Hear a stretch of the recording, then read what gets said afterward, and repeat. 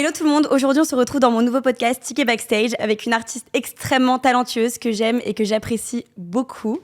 C'est un peu la nouvelle génération de la scène électronique en France et je suis vraiment honorée de plonger avec vous dans l'univers de Paloma Le Friand. Hello. Salut Clara, ça va? Coucou, comment ça va? Je suis trop contente d'être là, merci de me recevoir. Merci à toi de venir et surtout tu reviens juste de Milan, donc comment c'était? C'était cool? Incroyable, j'étais à Milan avec Armani pendant 2 jours et ensuite j'étais avec une marque italienne Max & Co avec qui je collabore depuis 1 an. Folie. Et c'était trop cool. Le show Armani était top, à côté de Kendall, c'est ma nouvelle BFF. J'ai vu, t'étais vraiment collée. J'étais collée. C'est un truc de fou. On était collés, j'ai eu même l'opportunité de parler avec elle 2 secondes d'un petit truc, si. Raconte. Écoute, tu peux nous dire un petit peu là? Bien sûr. Non, mais parce que j'ai une anecdote assez drôle et tout le monde m'a engueulé, genre mes potes, ma mif et tout. Elle commence direct par une anecdote hyper croustillante dès les premières minutes. Écoute, Armani, ils ont essayé d'organiser un petit flash mob. Donc un flash mob, tu sais, c'est un événement où en gros, c'est à la fois organisé mais un peu impromptu, tu sais, sur une place. Généralement, il y a plein de gens qui se baladent. Je connaissais pas du tout. Et en gros, tu sais, d'un coup, je sais pas si t'avais vu, il y a un truc qui a percé sur Bohemian Rhapsody où genre ils commencent à chanter et après genre c'est sur une place et après il y a une fenêtre qui s'ouvre. Ok. Exactement. Et généralement, il y a un orchestre, il y a des artistes, il y a des chanteurs, il y a des danseurs et tout. Donc ils ont essayé de nous faire un peu un truc comme ça. Bref, sauf où que ça, du coup c'était à Milan et en gros c'était sur une place à Milan.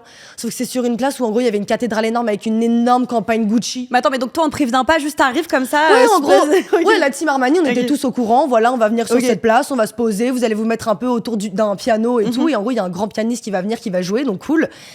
Et donc on arrive et tout et on attend un peu un truc qui se passe. Sauf que nous on est tous au courant, sauf qu'en même temps, enfin bref et tout. Et du coup, donc on attend et en gros, il y a le pianiste qui commence à jouer. Et en gros, on voit un van qui arrive en créneau, mais il prend 10 minutes pour faire un créneau. Et du coup, nous, on est tous là en mode, OK, on sait qu'il y a Kendall dans cette voiture, mais en même temps, j'ai vu les vidéos, elles sont folles. Les vidéos sont cool, mais surtout sur le moment et tout. Donc la porte s'ouvre et elle demande de jouer la musique et tout. Mais du coup, il y a une chanteuse qui arrive et qui commence à chanter. Et tu sais, nous, on se regarde en mode, OK, qu'est-ce qui se passe? Genre, est-ce qu'il va se passer un truc de ouf et tout? Bon, bref, et tu sais, elle reste avec ses lunettes dans la voiture et tu sais, elle est un peu là en mode on sait pas si elle kiffe ou si elle se fout un peu de la gueule du truc et tout. C'est juste là pour faire genre. Non, mais elle a vraiment juste, elle s'est pris un billet dans le bon. Elle était sublime, elle était magnifique et tout. Et du coup, enfin bref, on était tous un peu en mode qu'est-ce qui se passe? Genre, c'est un peu intense. Et après, ils l'ont refait une 2e fois. Enfin bref, ça. Attends, il y a eu 2 prises? Oui, il y a eu 2 prises. Mais du coup, c'est un truc archi pas naturel et tout. Enfin bref, les vidéos sont top, mais bon. Et du coup, quand je suis arrivée au show, tu sais, vas-y, elle était assise à côté de moi, genre j'ai pris l'opportunité, j'étais en mode meuf, genre on peut en parler et tout, genre ça va. Et en gros, genre meuf, tu sais, moi je suis pas entraînée et je pense toujours à voix haute. Du coup, la mais meuf, c'est très bien, t'es hyper naturelle, t'es hyper spontanée. Je pense qu'elle a pas l'habitude aussi d'avoir quelqu'un qui arrive en mode c'est comment en fait? Mais tu sais, entre parisiennes, c'est grave un vibe de faire ça. Tu sais, moi je vais arriver, je vais te dire un peu, je vais te raconter une anecdote, après on va vibrer et tout.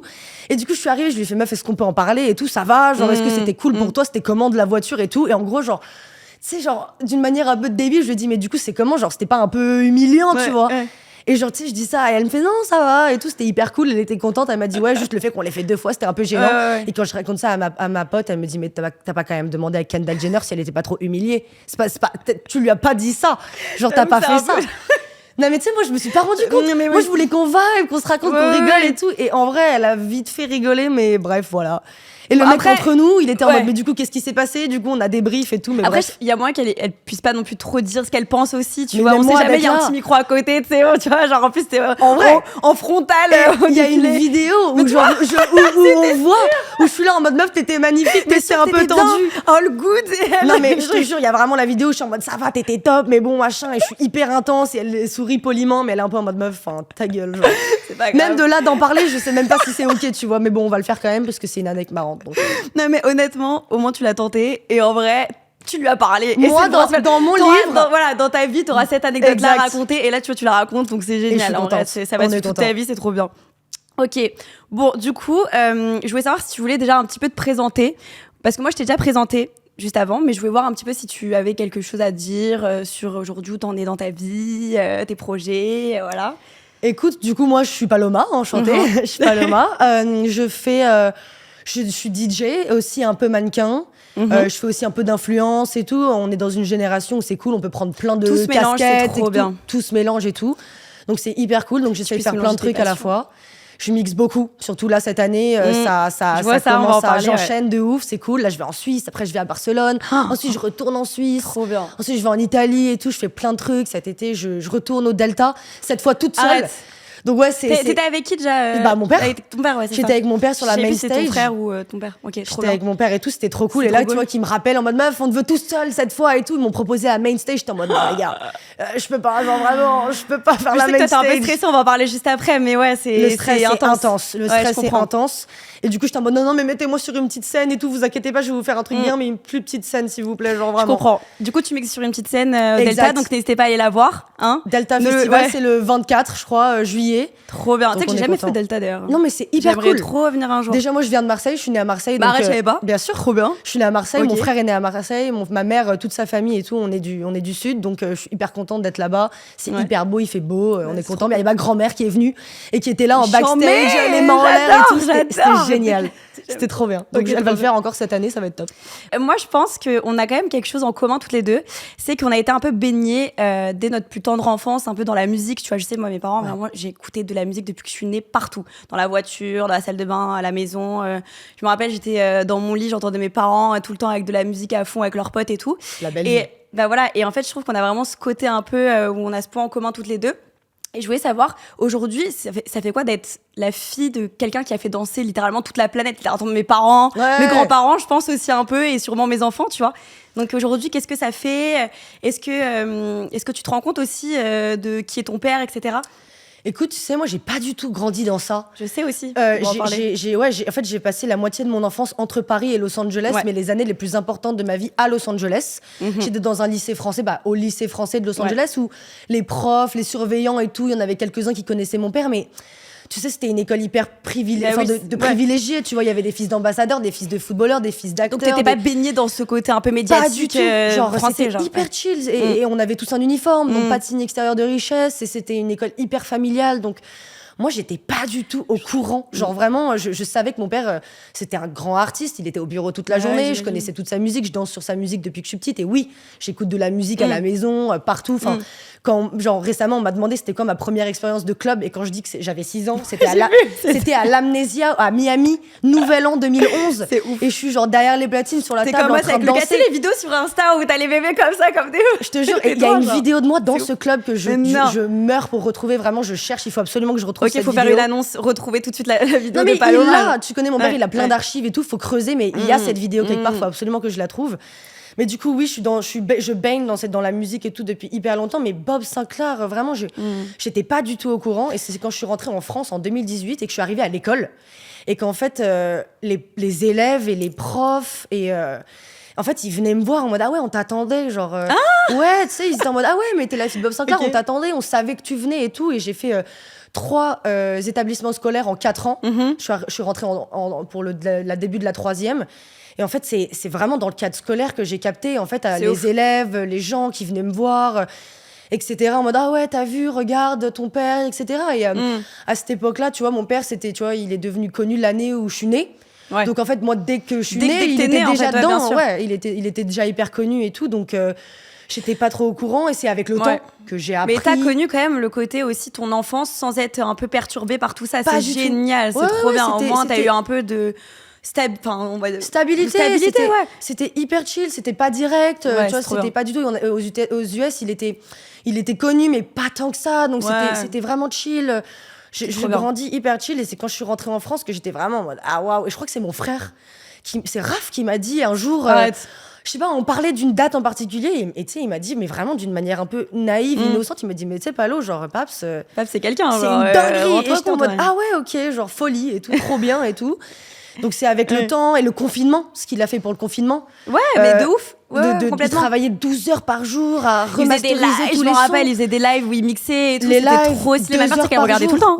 Ma mère, elle était comme ça, elle me disait regarde et tout. Il avait une horaire, non? Il me semble que c'était genre 14h, 15h ou 14h, 16h, un truc comme ça. Et t'étais là aussi de temps en temps. Et je suis venue pour le mix parce qu'il a mixé pour son anniv le 10 mai. Et on a fait un espèce de truc avec un gâteau, et il sortait un son, donc on a pu mélanger tout ça et tout. Et du coup, c'est avec le temps que j'ai capté et tout, l'importance de sa carrière et comment aujourd'hui il continue à faire des trucs de ouf, tu vois, pour moi. Ah mais oui, il continue et c'est toujours aussi cool. Et, le confinement, ça lui a ramené un boost et un buzz et du coup, nouvelle génération en fait, la nouvelle génération des téléphones. Bon, même si aujourd'hui c'est quelque chose quand même assez critiqué dans le monde un peu de la musique et tout. Enfin en boîte, tout ce que tu disais, mais au final ça nous a quand même, enfin ça a servi à certains artistes de du coup de ramener une nouvelle communauté. Ah bah oui, lui il est à fond dedans dans les réseaux. Ça a dû ramener plein d'autres followers, tu vois, et après qu'ils les suivent aussi après quand du coup il a dû refaire des dates.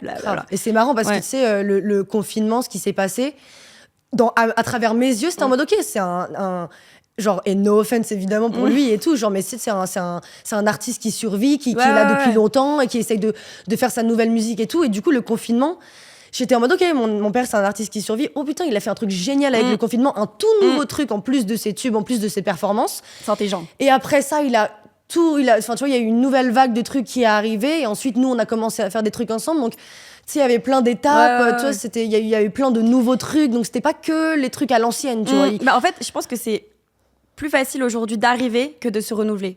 C'est hyper dur de se renouveler, mais même dans tous les métiers, tu vois, même dans l'influence aujourd'hui, c'est hyper dur, je trouve, de trouver un peu quelque chose pour se renouveler. C'est un autre monde. C'est ça, c'est un autre step.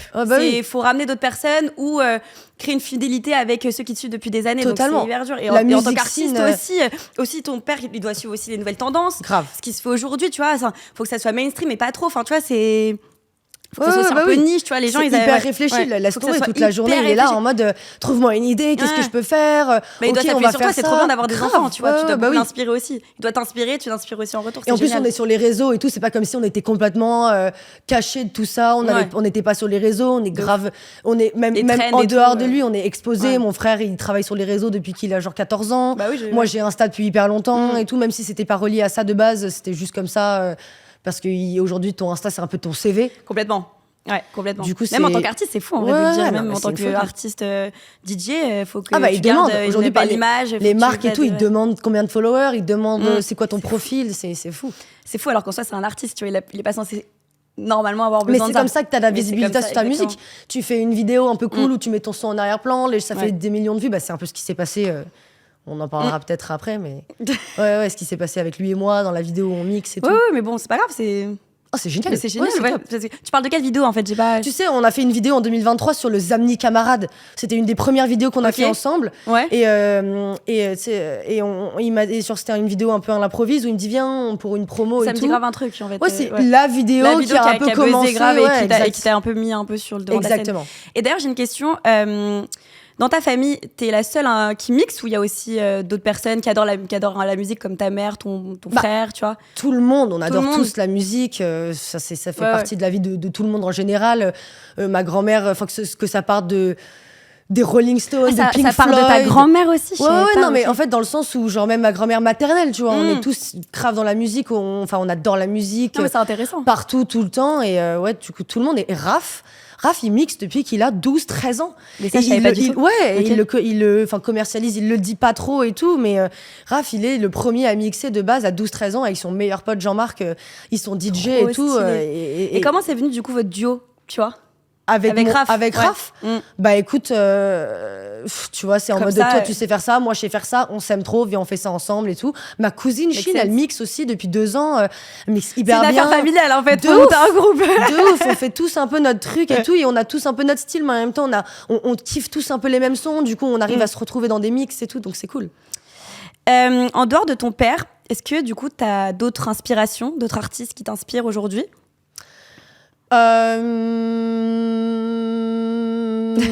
Écoute, c'est dur aussi, hein, ça vient pas tout de suite comme ça, mais en vrai, en fait le truc avec mon père, c'est que il a une culture musicale tellement vaste, tellement wide, avec tellement de genres différents, qu'en fait lui il est un peu genre 20 artistes combinés dans un. Donc en fait c'est lui qui va me présenter genre Huguel, il va me présenter Jerry Robero, des artistes un peu tribal, un peu afro que j'adore. Nico De Andrea, c'est un des premiers DJ que j'ai écouté. Il a fait un mix de 3-4 heures que j'adore, que j'écoutais sur SoundCloud quand j'étais petite. Jean-Marc aussi, qui est le meilleur pote de mon frère, il fait des mix depuis hyper longtemps, depuis qu'il a genre 13-14 ans. C'est bien, les artistes un peu niche, pas très connus, mais en final, c'est les plus grandes inspirations. lui, il était grave passionné par ça et c'était la seule personne autre que mon père que je connaissais qui était dans le métier. Donc j'ai grave écouté ses sons et c'était hyper cool.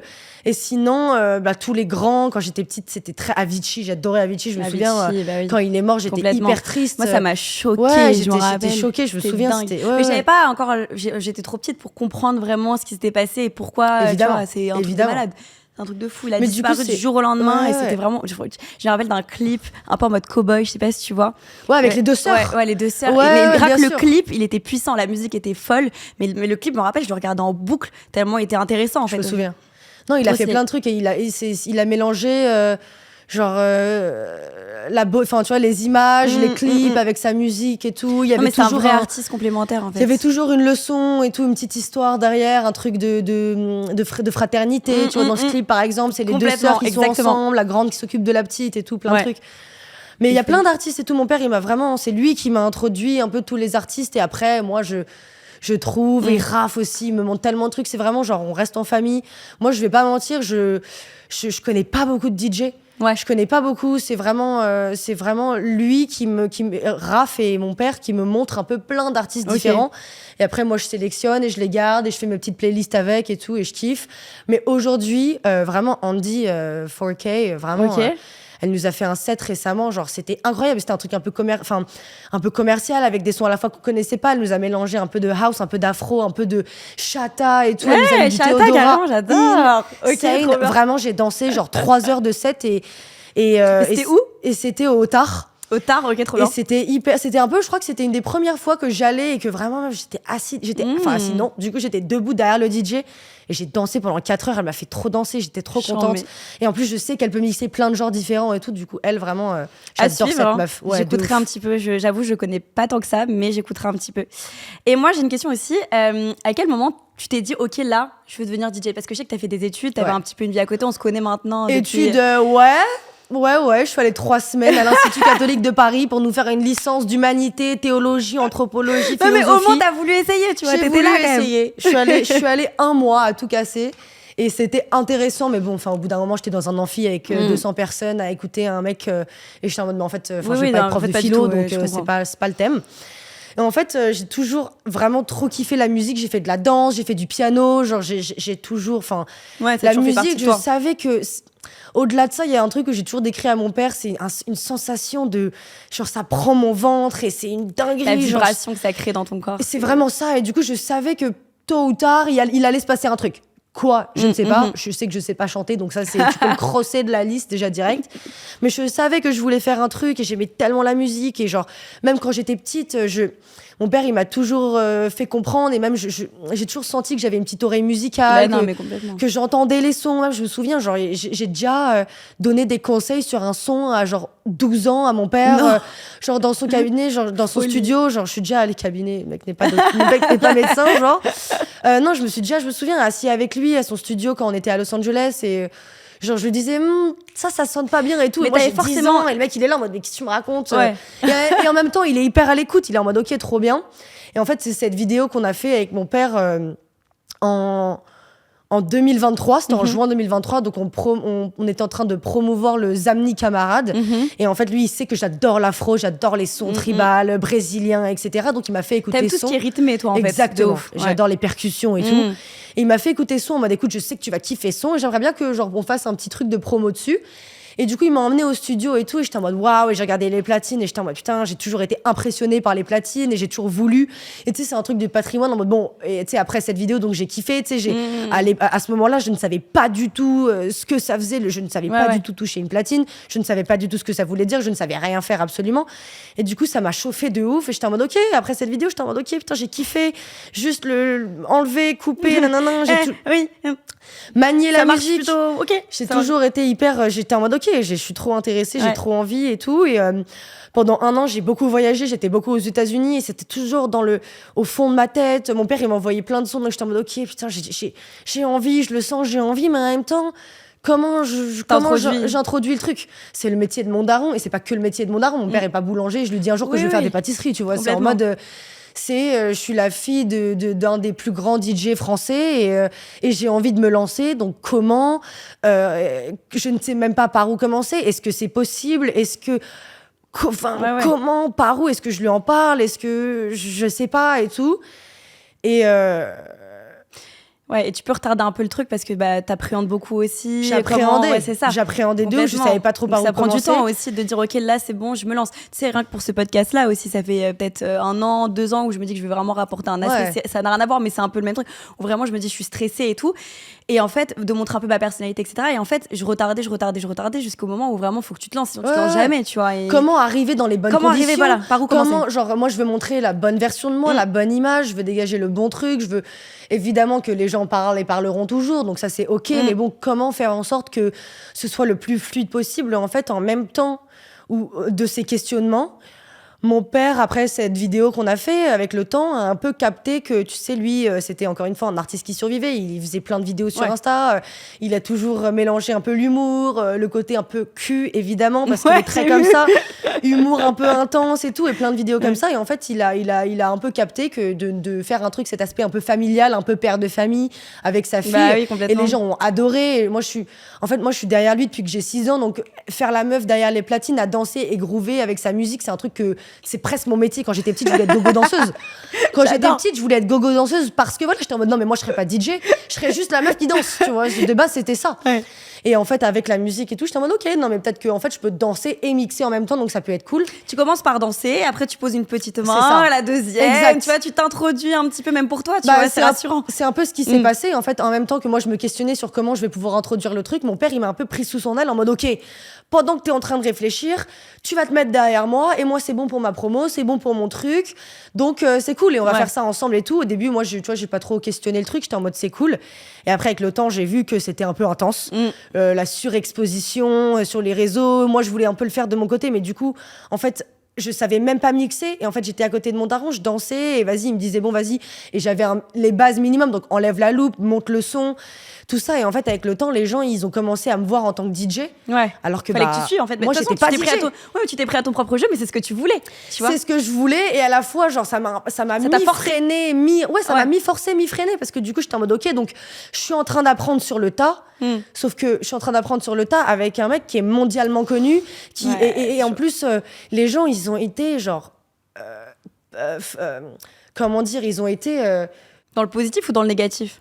Non, dans le positif. En fait, dans le positif. Ils ont été genre, ils ont surkiffé. Ouais, ils ont surkiffé ce truc de descendance en mode la fille qui prend le relais. T'as une DA, Paloma, en vrai. T'es là, t'es cool. Oui, c'est une fille. Surtout le fait que ce soit une fille et que ce soit pas le fils, tu vois, genre plein de trucs. Il y a eu des côtés positifs, il y a eu des côtés négatifs, et du coup, là, ça fait. Et du coup, avec le temps, je me cherche mon propre groove, mon propre truc. Là, au bout d'un moment, j'ai dû lui dire bon, Paps, je t'aime trop, mais bon, là, il va falloir que je fasse un peu mes trucs à moi parce que ça commence à être un peu trop intense. Comment il a réagi du coup?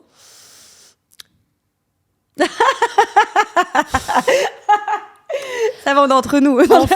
En fait, il a réagi autant bien que mal. Okay. Parce qu'à la fois, en fait, lui, il était en mode mais c'est la vie, enfin, tu peux rien y faire, c'est comme ça, et prends, toi. En fait, tu sais, lui, il me disait ça d'une manière hyper mignonne, en mode, Palo, c'est pas que parce que t'es ma fille, c'est aussi que t'as ta propre énergie, comme tu me dis. T'as ta propre DA, t'as ton propre groupe, t'as ton propre truc. Donc les gens, ils kiffent ça aussi, sauf que moi, j'étais en mode, je me remettais tellement en question, syndrome de l'imposteur à mort. J'étais en mode, mais c'est facile de dire ça, mais moi, je me sens vraiment comme une merde. Genre, c'est aussi un truc que je veux faire. De ouf. Okay. Moi, j'étais, mon premier set, c'était au Pamela en février où j'organise toute une soirée où avec tous mes potes, j'invite 200 de mes potes les plus proches. Je me rappelle, j'étais là. Je fais toute une promo, j'étais là, je sais pas si tu savais. J'étais venue avec Loïc. Et je suis partie. Les gars, je suis partie. Mais raconte-nous. Est-ce que ça te dérange d'en parler? Pas du tout. Ok, trop bien. Au contraire, pas du tout. Genre, je suis contente de. Et surtout, j'ai parlé de ça avec très peu de gens parce que j'ai complètement fait mais je comprends. T'étais dans le déni, t'as pas envie. De ouf. Et surtout, c'était honteux pour moi. J'étais en mode putain, genre, l'image que je renvoie et tout, elle est archi pas bonne. En fait, je suis arrivée à cette soirée que j'étais en train de promouvoir, que j'étais en train d'organiser depuis genre 1 mois, qui était sous le cadre de Africanisme, le label que mon père il a créé en 2000, et où c'est des artistes africains, afro-américains, tout ça qui se mélange. Et j'adorais tous les sons qui sont sortis sur Africanisme, c'est des sons de ouf que j'adore et tout. Donc j'ai demandé à mon père, et donc j'ai créé toutes ces soirées. J'ai préparé un set afro de 2 heures et je kiffais mon set et tout, mais vraiment j'étais angoissée au possible. Tu l'as préparé en mode t'allais être en impro? ou tu l'avais quand même préparé? Non, je l'ai préparé en avance. Ouais, j'ai en amont et tout. J'ai préparé mon set. Je savais à peu près ce que j'allais mixer. J'avais noté dans mon petit carnet et tout, toute ma playlist. On va parler d'ailleurs de ton petit carnet après. Dans ma playlist. Et en fait, je suis arrivée, j'étais hyper stressée. Et en fait, j'ai réalisé sur le moment qu'en fait, j'étais plus stressée de mixer devant ces 200 personnes de mes proches et de mes amis que de mixer devant des inconnus, parce que là, c'est le moment où, OK, là, tu dois te prouver. Et surtout, c'est là où le truc de l'imposteur et le truc un peu de l'angoisse, il joue, parce qu'en fait, tu vois, ça fait 1 an que je suis là, sur les réseaux, avec mon père, à mixer dans des endroits et à être derrière lui, à danser, et tout le monde me prend pour une DJ et tout. Sauf que là, c'est le moment où, meuf, t'es là, t'es vraiment devant la platine, il n'y a pas ton daron, il était pas là, en l'occurrence, il voyageait pour le travail. Et là, c'est là, meuf, c'est le moment où tu vas devoir te prouver devant tes amis, tes proches et des inconnus, où tu vas devoir, et même tu vas te prouver aux autres, tu vas te prouver à toi-même, est-ce que tu peux y arriver et tout. Et en fait, meuf, et comme c'était ma soirée, je suis arrivée hyper en avance, je suis arrivée genre à 22h30 alors que je commençais à 2h. T'as eu le temps de monter en pression, meuf, minute par minute. De 23h à 1h30, j'étais enfermée en loge en train de pleurer, en train de crise d'angoisse avec ma mère qui me tenait la main en mode ça va bien se passer, ça va bien se passer. J'étais hyper en angoisse, hyper stressée. J'ai même pas pu aller voir le set de mon frère, le set de ma cousine, parce que du coup, on a mixé tous en famille. Et j'étais, en plus, meuf, je suis arrivée, ma clé était pas compatible avec les platines. Non. Donc j'ai dû faire tout un truc où quelqu'un avait ramené son ordi et tout. Et moi, j'étais en mode, non, mais t'inquiète, c'est bon, je mixe pas. Non, mais laisse tomber. Quand je suis arrivée à 22h30 et que le truc marchait pas, j'étais en mode, ok, tant mieux. Nique sa mère. Désolée, c'est bon, je mixe pas, tant mieux. Tu sais quoi, j'organise la soirée, c'est pas grave. Et tout le monde m'a regardé en mode, mais Palo, qu'est-ce que tu me racontes? Les gens sont là pour toi. Les gens sont là pour toi, t'as organisé cette soirée, pas du tout, tu vas mixer et tout. Et genre vraiment, il y a 1h45, je sors de ma loge en mode bon, ok, c'est bon, vas-y. Je me mets aux platines, je lance le premier son et je suis en mode je peux pas. Et en gros, je mixais les 5 premières minutes avec ma cousine et je la regarde et je fais non mais je peux pas. Là, en fait, j'étais en crise d'angoisse. Ouais, tout est remonté. Le fait qu'on soit en souterrain, je suis un peu claustro, les gens, tous les. C'est vrai que la boîte était un peu. Et vraiment, genre, tu sais, c'était un peu maladroit de leur part, mais évidemment, c'est mes amies, donc elles cherchaient juste à me rassurer. Tu sais, elles venaient me voir, elles me touchaient le bras en mode ça va bébé, ça va, tu vas bien. Non, laisse-moi tranquille. Me touche pas, genre vraiment, je vais péter un câble, je peux tuer quelqu'un. Et vraiment, je tournais la tête, je voyais quelqu'un que je connaissais qui me faisait comme ça. Et tout. Moi, j'étais en mode non, mais non, genre je vais mourir et tout. Meuf, je lance le premier son et je peux pas, je peux plus respirer. Je prends tout et je suis en mode meuf, je me souviens, j'ai dit à ma cousine genre je vais aux toilettes et je suis partie et tout. Ma mère, elle m'a suivie, elle m'a dit tu vas où? J'ai dit je peux pas, je suis partie et tout. Je suis rentrée chez moi, j'ai pleuré de 2h30 à le temps de rentrer chez moi. J'ai pleuré de 2h30 à 6h du matin dans mon lit en mode oh my god, genre c'est horrible ce que je viens de faire, mais en même temps je pouvais pas, mais en même temps c'était horrible, mais mon père il va me dire quoi? Et le lendemain mon père il m'a appelé, bon raconte, qu'est-ce qui s'est passé? J'étais en mode non mais attends, mais je peux pas, genre l'image que moi je me renvoie de moi-même, que je renvoie aux autres, que je renvoie à mes proches. Après, oulala, sois indulgente aussi avec toi-même. C'est que j'ai pas reçu un message. Arrête. Non, mais dans le sens où il y a pas une personne qui a pris son ticket et qui est venue, qui m'a dit meuf, qu'est-ce qui s'est passé? T'as pas mixé? Rien. C'est bizarre ça. Chelou de ouf. Mes proches et mes amis ils se sont bien doutés, ils m'ont envoyé des messages en mode Palo, tout le monde m'a dit en mode écoute Palo, c'est ok. T'étais sous pression. Heureusement, évidemment que bon aujourd'hui je pourrais plus me le permettre, mais heureusement qu'il y avait mon frère et ma cousine pour prendre le relais et mixer derrière et tout. Mais non, c'était pas possible. Okay, c'est grave. Et je pense aussi que tu t'es mis la pression. En fait, le fait que t'arrives, il y a eu plein de concours de circonstances. T'es venu à 22h. T'as le temps que tu vois les platines, tu te dis putain la boîte est vide. Ok, tu t'imagines les gens devant toi. En plus, t'as invité tous tes copains. Tous. Tu sais que en vrai, je trouve que c'est plus dur. Ouais, t'as raison. C'est beaucoup plus dur de mixer devant ses potes que devant genre des gens que tu connais pas en soi, tu vois, parce que les gens, même si c'est tes amis, tu veux aussi les rendre fiers. Tu veux te rendre fier. Tu veux qu'après rien qu'ils parlent de toi en mode ça s'est trop bien passé, c'était trop bien, et au final ça te monte en tête et c'est fini quoi. Ouais, vraiment cata, alors ça m'a mis tellement dans le mal. Mais non, mais c'est pas grave. Mais heureusement, du coup, j'ai bossé entre-temps et tout, j'ai bossé sur ça, du coup, j'invite plus personne. C'était sûr. J'invite plus personne à mes sets et vraiment mes copines, elles savent, mes vraies copines, elles savent pourquoi, etc. Et elles me demandent pas. Mais vraiment, mes sets, c'est ma mère. Enfin, soit mon père est là, soit ma mère est là, soit mon frère est là. Mon mec, toujours derrière moi et tout, mon bodyguard et tout, laisse tomber. C'est un building, le mec, donc il est en forme. Et je suis hyper fière, tu vois, il est là derrière moi. Et genre, à la fin de mes sets, il m'encourage. Enfin, il est toujours trop mignon. Donc, c'est trop bien. J'essaie toujours de le ramener avec moi. Et ma meilleure amie, c'est ma manager. Ah, je savais pas ça. Ok, trop bien. Donc, elle aussi, elle vient et tout, mais vraiment restreint de ouf. Avec le temps, évidemment, je vais commencer à ramener mes copines et tout. Mais pour l'instant, c'est chill. Je comprends tellement. Rien que là, tu vois, j'ai amené personne. Je pars. Hein. Non, mais t'imagines la meuf, elle a ramené toute sa mif. Je suis en mode meuf, t'abuses. T'abuses. Et même une personne, tu vois, rien que pour... Non, évidemment. Ça m'angoisse, j'ai l'impression de... Tu sais, tu penses en parlant, du coup, tu dis, est-ce qu'il est là à côté? Enfin, je sais pas, flemme. Alors que là, on a vraiment l'impression de discuter entre copines. Oui, de ouf, complètement. Et c'est tellement plus naturel et tu penses pas à autre chose et c'est beaucoup mieux, quoi. Ok, on va parler un petit peu du coup de musique, à proprement dit. Est-ce que du coup, tu prépares tes sets aujourd'hui ou tu vas vraiment en impro? Parce que je vois qu'il y a un petit carnet qui est juste ici. Mon petit carnet. D'ailleurs, j'aimerais bien que tu nous le présentes, tu nous parles un petit peu. Absolument. Je le trouve très mignon d'ailleurs. Je vais vous expliquer. En gros, ce carnet, en fait, c'est fou parce que mon père, donc il a son propre carnet depuis 35 ans. Bon, il est noir, nul, bien sûr. Ah, c'est d'antiquité le truc là-dedans. Mais totalement. Ouais. En fait, c'est un peu une marque de fabrique. En fait, c'est lui qui j'ai vu ça devant lui, devant ses platines depuis hyper longtemps. En fait, bon, lui évidemment, il le fait c'est le boss. Donc lui, il écrit ça un peu à l'improvise et tout. Mais en gros, lui, il a son petit carnet noir carnet noir qui est beaucoup plus boring que celui-là. Mais en gros, avant chaque set, tu vois, chaque endroit est différent, chaque lieu est différent. Tu vois, il y a des endroits où tu peux pas mixer ce que tu mixes d'habitude. Si tu mixes de 23h à minuit, c'est pas pareil que si tu mixes de 2h à 4h. C'est pas pareil si tu mixes de 4 à 6. Il y a les horaires, il y a les lieux, il y a les vibes différents, il y a les endroits différents. Si tu mixes en Espagne, si tu mixes à Paris, si tu mixes, tu vois, chaque truc est différent. Donc en gros, il cadre un peu son set à travers dans son petit carnet. Donc en gros, on a notre petite application, notre petit logiciel sur l'ordi où en gros tu crées la playlist, etc. Et en gros, c'est lui un peu qui m'a montré ce principe du carnet. Et après, Raph, lui, a commencé un peu à mixer avant moi. Donc c'est lui qui a repris cette idée de carnet. Et ensuite, bah moi, quand j'ai commencé à mixer, j'étais en mode ok, le mien. Et en gros, je peux un peu vous montrer, genre, en gros.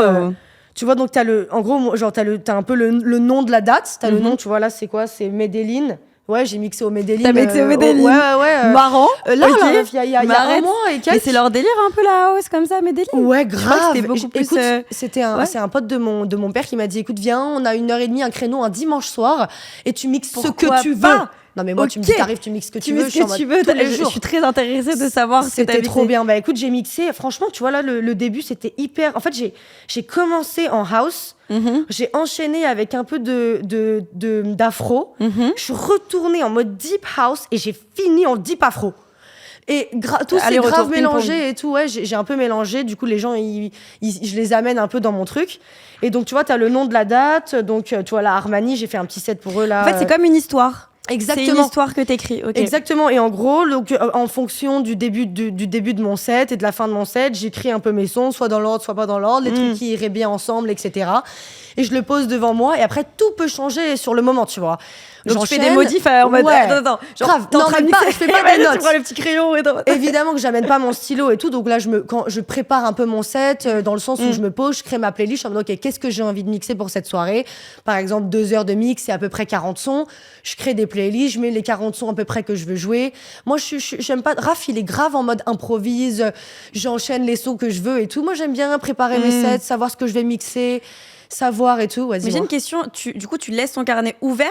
Il est là, il est devant moi. Arrête. Il est devant moi et tout. Comme une anti-sèche en fait. Exactement, un peu comme un cheat code, tu vois, sauf que c'est pas vraiment cheaté non plus. Moi je suis là, c'est une performance. Évidemment, mais tu vois une chanteuse, elle arrive pas en mode tu vois Dua Lipa, elle arrive pas à un concert en mode bon vas-y, on enchaîne One Kiss et avec Fever, tu vois. Non, c'est en mode elle a préparé, elle sait ce qu'elle va chanter, en même temps, elle fait les accords qu'elle veut sur le moment, mais c'est à peu près préparé. Moi, c'est un peu la même chose. J'ai créé ma playlist, j'ai écrit mes petits sons dans mon carnet, mais après, tu vois par exemple, bon, le This Is House, je le sens pas. Les gens là, il faut que je les amène dans autre chose, donc je change, etc. Parce que, par exemple, je pense que c'est très compliqué. Tu vas me dire comment c'est, mais de mixer à un événement. Comment tu fais danser les gens? En fait, tu sais pas, parce qu'il y en a qui vont vouloir juste parler, boire un petit verre, parler avec la cliente. D'autres qui vont être devant toi en train de vibrer. Comment tu fais, en fait? En fait, j'apprends petit à petit. Et j'ai appris de la même... Enfin, tu vois, en fait, moi, déjà, quand je mixe à un événement, je m'attends toujours à ce que ça danse pas. Moi, je sais que je suis en musique de fond. Donc, en gros, le but... Et comme moi j'ai un groove un peu particulier, mon but c'est de rester moi-même tout en un peu les faisant kiffer. Tu vois, je les fais kiffer quand même. Là par exemple, j'ai mixé pour un event Max & Co. Et là je me suis posée, j'ai fait ok, meuf, tu leur fais un set commercial. Et ce qui est cool, j'ai des remixes de sons un peu connus où ils peuvent chanter et en même temps c'est pas la classique, la chanson qui sort de Spotify. Tu vois, c'est les remixes que j'ai trouvés un peu cool, qui vont chanter, ils connaissent les paroles, mais en même temps ils connaissent pas ce remix là, donc ils peuvent danser. Et c'est là où je me démarque un peu dans l'event. Mais j'apprends prends au fur et à mesure, tu vois, ça dépend. Tu vois, on s'est croisés à un event Sephora où encore une fois, t'es arrivé pas dans le thème d'ailleurs. Soirée. Non, mais c'est la deuxième fois où je croise Kiara à un thème soirée noir et la meuf arrive en blanc quand même. Non, mais je comprends. Je sais qu'il faut se démarquer dans la vie. Je sais. Mais bon, 2 fois en une semaine, genre, c'est génial. J'ai trouvé ça génial. J'avoue. Mais en fait, il faut savoir que je ne regarde jamais mon agenda. En fait, je regarde juste mon agenda pour les dates. Mais tu sais, tu cliques pas dans le détail. Non, évidemment. On dit Kiara, t'as rendez-vous là à 18h. Déjà, je regarde. Déjà, c'est bien. Déjà, je regarde et je suis là. Déjà, c'est bien parce que avant, vraiment, je confondais les jours et tout. En vrai, aujourd'hui, j'avais un défilé tout à l'heure et j'avais zappé Maître Pierre et c'est parti. Genre, j'ai pas pu. C'est génial. Mais au moins, tu te démarques à ta manière. Par exemple, et donc, en fait, au final, je ne vais jamais dans les détails et je me trompe comme ça. Mais après, bon, ça fait qui je suis. Tu vois, on sait, maintenant, tu vois, 2 fois, maintenant, tu vois ma personnalité, c'est comme ça. Exact. Non, c'est cool. Mais tu vois, par exemple, à cet event, c'était une salle de genre 200 mètres carrés. Ils m'ont mis sur une estrade un peu au fond de la pièce. Et c'était immense. Le son était hyper intense. Donc là, tu vois, j'ai essayé de. Et tu sais pas si les gens, en fait, ils viennent vraiment. En fait, ils viennent pas forcément pour t'écouter. Au final, non, les donc gens, en fait, ils viennent pas. Ouais, c'est ça. Tu vois, quand tu vas mixer, par exemple, en boîte, ils savent ce qu'ils vont écouter. Là. En fait, faut quoi qu'il arrive, je pense que tu mixes du commercial. Totalement. Un event, c'est différent. Un peu niche, tu vois, mais ouais. Un event, c'est différent. Faut mettre un peu du commercial, faut que les gens y chantent. Et faut qu'en fait, comme il faut que t'entraînes les gens vers la piste de danse, et faut que tu choisisses vraiment bien ta chanson, quoi. Ouais. Et en général, en fait, c'est ça, en fait. Je sais plus ce que je voulais dire, c'est pas grave. Donc voilà, le petit carnet, c'est mon petit lapin blanc, il est trop mignon et je l'adore et il est avec moi tout le temps. Et du coup, depuis la vidéo de il te rassure un peu, non, ton carnet? Ouais, bien sûr, absolument. Et tu vois, parfois, j'essaye de... Genre, ça veut pas dire que sur le moment, je peux pas improviser, que je peux pas changer, que je peux pas me dire, OK, ça va être mieux là. Ça arrive même la plupart du temps, mais au moins, j'ai ma base, tu vois, c'est la base de mon set. Mais je trouve ça trop bien que t'aies le réflexe d'écrire. Tu vois, que tu sois pas dans ton téléphone, dans tes notes, à se faire une fiche sur... Là, vraiment, t'as vraiment ton côté où t'es encore dans la vie réelle, où t'écris, et c'est trop bien. Et en vrai, inconsciemment, je pense que c'est, encore une fois, rassurant d'avoir juste le côté où... Ouais, tu vois, c'est pas... Tu vois, évidemment, sur les platines, aujourd'hui, on a des platines de ouf, donc t'as ta playlist dans le truc et tout, mais... C'est mécanique carnet, en fait. C'est un truc aussi, c'est un truc de famille, tu vois. C'est un truc familial. J'aime bien. Génial. Et depuis que les gens ils ont kiffé, ça rajoute un truc en plus. Tu vois, les gens, j'arrive maintenant à une date, ils sont en mode t'as pris ton carnet ou pas? J'adore. Bien sûr, j'ai pris mon carnet. En plus, il est trop stylé ton carnet. Quels sont les courants musicaux aujourd'hui que t'écoutes dans la vie de tous les jours? Je pense que j'ai mon idée, mais au moins. Écoute. J'écoute de tout. En général, tu vois, dans mon Apple Music, dans ma musique que j'écoute dans mes écouteurs, j'écoute de tout. Mais vraiment... T'écoutes ce que tu joues ou pas du tout? Ouais. Okay. Ouais, absolument. Ce que je joue, tu sais, il est dans mes downloads, dans mes files, dans mon téléphone, donc c'est pas dans mon Apple Music. Ok. Mais oui, j'écoute dans mes oreilles. Tu vois, parfois, j'ai envie vraiment, quand j'ai envie de danser et de me lâcher, quand je suis dans ma chambre, j'adore danser dans ma chambre, par exemple. Là, je vais mettre mes sons un peu house et je vais kiffer et tout.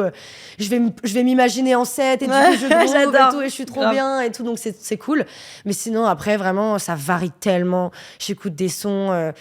J'écoute du riri, j'écoute des rappeurs, j'écoute des sons hyper calmes, j'écoute des vieux sons, j'écoute du Michael Jackson, enfin tu vois, j'écoute de tout. De toute façon, c'est important d'avoir une vraie culture musicale développée. Mais tu vois, je mixe pas ce que j'écoute. Vraiment, moi, j'adore. Et tu vois, peut-être que je devrais puiser plus là-dedans et tout. Mais moi, je mixe vraiment, j'aime la house. Genre, j'aime mixer de la house ou que ce soit de l'afro ou que ce soit machin, mais j'aime mixer des sons électroniques, des sons de club. Genre, j'aime pas particulièrement... je me verrais pas mixer du rap, je me verrais pas mixer des trucs comme ça. Mais complètement, ça me saoule. C'est tellement différent. Ça n'a rien à voir, en fait, au final. Ouais. Mais, ok. Et si tu devais, par exemple, prendre 3 CD, je sais que vous avez une espèce de bibliothèque de CD chez vous, lesquels ça serait? Il y en a tellement, j'imagine. Il y en a tellement, et je les connais tellement peu. Ouais, tu les connais tellement peu. Je les connais tellement peu. En vrai, il y a un Mike Dunn. Mike Dunn, If I Can't Get Down. Okay. Un remix de Mousti qui est énorme, que j'adore. Ça, c'est un titre que vraiment... hyper genre funky, mais house. Vraiment, je le trouve insane. Je le joue tout le temps. Trop bien. Un classique de mon père, parce que je suis obligée. Allez. C'est Lala Song, un son qu'il a fait avec Sugar Hill Gang, genre un groupe de rap qui est hyper connu des années 80, etc. Et ce son, c'est mon son préféré. Il est pas du tout connu. Enfin, il est un peu niche. Il est hyper niche, mais moi j'adore. Et moi, mes sons préférés de mon père, c'est les sons hyper niche. Et sinon, C'est un Ralphie Rosario et c'est genre Music is a natural high. Ok. Mr. DJ. Trop bien. Ça, c'est vraiment ça, c'est en ce moment, je le joue tout le temps, il est insane. Ok. Et les africanismes aussi. Les africanismes, ils sont très solides. Tous. Ouais, donc toi, tu décrirais ton style musical comment au final? C'est beaucoup Afro House? Beaucoup Afro House, beaucoup genre tribal, tout ce qui a des percussions et tout. Black Coffee, j'adore. Ah, j'adore aussi. J'adore, il est génial. Ouais. Sinon. C'est marrant parce que je crois que ton père, il avait dit qu'il était surcoté, non? Surcoté de ouf. Je me rappelle, j'étais un peu en mode le mec qui grille. Non, mais oui. Après, c'est bon, je pense que c'est pas son style peut-être. Mais... Après, tu vois, chaque DJ, c'est différent. Tu vois, genre, mon père, il a ses tubes et il a sa performance. Black Coffee, il a ses sons et il a ses performances. Et je pense que mon père, il parlait plus en termes de performance. Ouais, exactement. Alors qu'il a fait des sons. Non, mais c'est une légende, non, mais c'est vrai que j'ai fait plusieurs fois le high, etc. Et c'est vrai que les gens ne dansent pas forcément Black Coffee. C'est lent, c'est plus un groove. Ouais, c'est lent, mais après, ça te fait quand même voyager aussi. C'est quand même une vibe. Ça reste une vibe, même si les gens dansent pas vraiment. Je trouve en tout cas que moi, ça me fait quelque chose. Ouais. J'adore aller, j'y retourne tout le temps d'ailleurs. Moi, j'adore y aller, j'ai jamais vu. T'as jamais fait ouais. Tu vas même pas. En fait, moi, tu sais, moi, je sors pas. Ouais, je sais, tu sors pas, tu bois pas, t'es très sage. Donc en fait, j'ai eu l'occasion j'ai eu très peu d'occasions de voir des DJ performer, tu vois. C'est important, hein. Ouais, je sais, il faut. C'est important que tu ailles. Je sais, mais je me chauffe jamais. Je me chauffe jamais. Posa, t'as fait, un très bon DJ, jamais fait. Mais je sais, c'est un très très bon DJ. Mais déjà, la Ibiza même. Bah évidemment. Voilà, bah alors. J'ai fait que les meufs là. Oui, pardon, tu sais que t'es déjà la Ibiza, mais t'as déjà fait le vrai Ibiza. 14 ans, non. T'as jamais fait le vrai Ibiza? Jamais. Mais attends, je comprends pas ce qui se passe, mais pourquoi? Je sais pas, tu sais, mais même moi je connais peu de DJ et tout. Tu vois, je connais un peu les DJ du moment, mais tu vois, c'est vraiment mon frère qui me fait écouter genre Dennis Cruz et tout ça. Oui. Kevin Yost, grand DJ aussi. Adriatique aussi, je sais pas si ça te parle. Non. Tu vois, non, trop kiffer. Je te jure, genre, faut que je me renseigne plus. Shimza aussi, si t'aimes l'Afro House, j'espère que tu connais. Tu connais pas, c'est pas grave. Mais en tout cas, je t'écouterai. Ouais, mais je sors plus. Je comprends, mais même si demain je pense que ça serait trop cool que même si tu restes 1 heure, tu vois, juste histoire de voir un petit peu déjà l'énergie qu'ils donnent dans leur set. Bien sûr. Parce que c'est quand même un truc de malade. Et au-delà de ça, juste la technique qu'ils ont musicale. Et moi, tu vois, par exemple, Shimza, c'est vraiment un artiste qui m'a fait vraiment aimer la house. Genre, il y a plein d'artistes comme ça qui m'ont fait vraiment développer un petit peu, du coup, mes groupes musicaux. Avant, j'écoutais, quand on allait par exemple à l'Arc, j'écoutais que des musiques hyper commerciales. Genre, j'étais en mode team commercial. Et un jour, je suis allée voir un set, mais genre par hasard, et ça m'a vraiment choquée à quel point c'était dingue. Faut absolument que tu aies des expériences un petit peu. Grave. Non, mais toi, t'es la meuf. On te voit partout. Elle est partout, tu tournes la tête à n'importe quelle soirée. Oh, Chiara, ça va? Elle est où? J'arrive dans un endroit, je suis dans un club, je suis en mode, elle est où, Chiara? Genre, elle est où? C'est comment? Genre. Non, c'est génial. Parce que j'adore la musique. Non, mais je sais. Après, tu peux aimer la musique et pas autant sortir, mais c'est vrai que je sors vraiment pour la musique. Non, mais en plus, c'est ça. Non, mais c'est ce que j'allais dire. Toi, tu sors pas pour. Non, mais oui, t'en as rien à foutre. Toi, t'es derrière le DJ et t'es là, tu grooves, tu kiffes. Complètement. Tu vois, c'est pour ça. Je suis jamais sur mon téléphone. Genre, j'ai 2 vidéos à chaque fois. Et même, tu sais que je vais en fausse. Je vais souvent en fausse kiffer avec mes potes et tout. Non, mais ça se voit. Ça se voit, même avec ta mère et tout. Non, mais grave. Tu sais, quand on allait à Ibiza ensemble, on a fait la circo ensemble à Ibiza. C'est génial. N'importe quoi, mais c'est énorme. Mais ma mère, même, elle y va avec ses potes. Tu vois, elle y va pas avec moi. Genre, elle y va vraiment parce que, genre, elle kiffe et tout avec ses amis. Et on se voit là-bas. Mais c'est trop bon, les gens comme ça. C'est trop bon.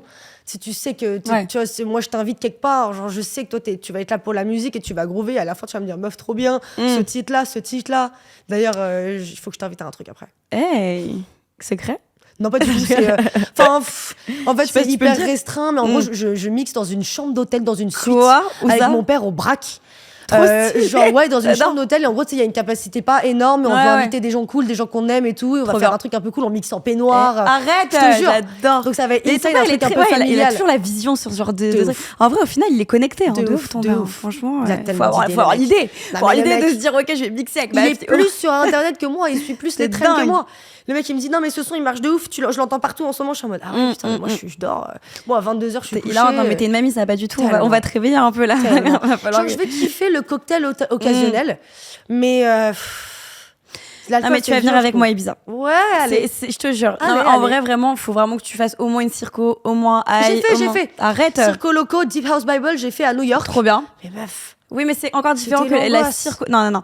Le D-System à Ibiza, tu peux demander à qui tu veux, le système son, tout, même comment la boîte elle est aménagée. Ouais, mais genre... c'est ça, en fait, c'est l'aménagement. Non, mais je te jure que ça n'a rien à voir. J'ai fait Circo Loco partout dans le monde. C'était dans un hangar à Brooklyn, c'était l'angoisse. On était 4000 personnes, j'ai fait une crise d'angoisse, on se faisait tous marcher dessus. Et genre, tu sais, c'est l'endroit où tu te fais piquer en 20 minutes. Enfin, je veux pas faire la meuf parano et tout, mais.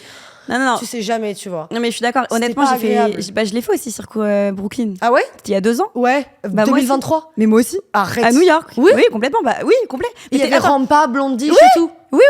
Blondie, génial. Blondie, je l'adore. Blondie, je l'adore. Ah, t'adores Blondie? Ouais, je l'adore. En fait, j'aime son énergie de ouf. Non, mais c'est 7, bon, après. J'ai fait 2 sets à elle et vraiment, j'ai groové.